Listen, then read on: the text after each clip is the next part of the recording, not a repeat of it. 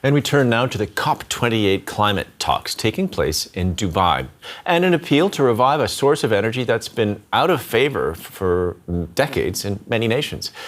U.S. climate envoy John Kerry and French President Emmanuel Macron have spoken out in support of more atomic power as a source of emissions-free energy. France and the United States were among more than 20 nations calling for a tripling of nuclear generating capacity by 2050. And in a further effort to limit global warming, German Chancellor Olaf Scholz said the world needs much more renewable energy while handling fossil fuels more responsibly. Let's agree on two binding targets here in Dubai. One, to triple the expansion of renewable energies, and the other, to double energy efficiency, both by the year 2030. As long as we are still dependent on gas, we must produce and transport it in the most climate-friendly way possible. We can reduce methane emissions from the energy industry both easily and cheaply. And DW's chief political editor, Michaela Küfner, is covering the COP meeting in Dubai, and she had this assessment of what the German Chancellor said. The 1.5 degree limit, zero emissions by 2050, the COP climate conferences of the past decade haven't been short on targets, but they're chronically short on money and political determination to actually fulfill a transition towards renewable economies. The German Chancellor held a speech here where he highlighted the need to actually make headway. He wants to see renewables tripled by 2030, also energy efficiency doubled by then. And with his climate club, he is offering a format which he says could also help the global south make that transition and become wealthy countries at the same time. So he is urging action, also urging more monetary pledges, while offering what he calls a forum also for energy ideas and technology transition to make headway, not just amongst the industrialized nation, but also in the global south. The big question here is whether the climate conference overall, almost 200 nations, can finally agree to drop fossil fuels in the future altogether. And for more on this, I'm joined by our climate reporter, Louise Osborne, who's following the summit from beginning to end for us here. Phasing out fossil fuels. Is that going to happen anytime soon?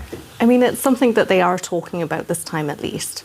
They're talking about either phasing out fossil fuels, which is what the EU and the US want to see, although they're talking about unabated fossil fuels. This would mean that they could still keep emitting from industry, but that it would be captured using technology, carbon capture technology. The problem is that this hasn't been used at scale. Yes, news to me. Okay. Yeah, exactly. So it's just not in place. It's still in its infancy. But there are other countries that don't want to see that at all. The United Arab Emirates, which is hosting the COP conference at the moment and is also a big oil nation, still sees a place for fossil fuels. And so they're looking at a phase down, so further reductions of fossil fuels, and I think actually that's more likely given that all of these countries have to agree. And nuclear energy coming back in the mouths of John Kerry and Emmanuel Macron. I thought it was passé, not to go French on you. What's going on? Well, I think it's seen as the lesser of two evils. So, nuclear is a lot more stable than renewables, for example, so it can be used in this transition to renewables in the future.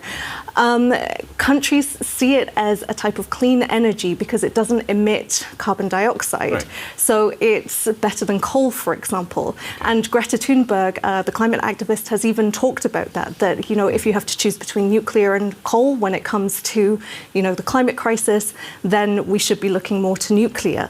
The problem is that obviously there are some environmental issues with that. Nuclear waste is something that we still haven't really learned how to deal with. And the other issue is safety, with regards to accidents like Chernobyl and Fukushima that have happened in the past. And they go wrong, they go really badly wrong. Now at these COPs, there are always pledges of money. Are there pledges of money? Will they be substantive? Will they be enough?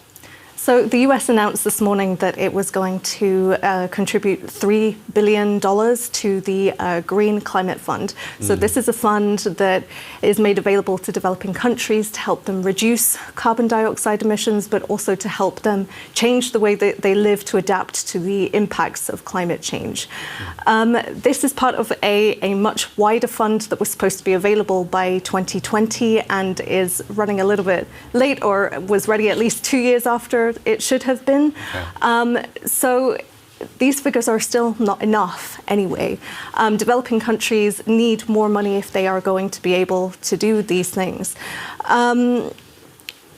There are other factors as well. There's a loss and damage fund, for example, that has been set up at the beginning of this conference. It's been seen as a success and pledges have been made towards that. But again, the money is just not enough to cover the type of losses and damages that we're seeing, which could be up to $500 billion by 2030. And the funding in place is around 500 million at the moment anyway. Okay. We're not quite there yet. Looking forward to the days ahead, and this is your beat. What do you think of and I know it's not done, but what do you think that the chances are of a substantial agreement, like a landmark summit where we go, this is when things were decided? I mean, I think we've already seen it really with the loss and damage fund being put in place. That was something that was agreed to be established last year. They've moved very quickly to make sure that it can be operationalized now. With regards to the phase out or phase down discussion, as I said, it's likely to be more watered down, so it's maybe not going to be as strong as people would like. Other issues are the increasing of ambitions over reductions of carbon dioxide emissions. Okay, Louise Osborne, DW's climate reporter, thanks so much for that insight on the COP28.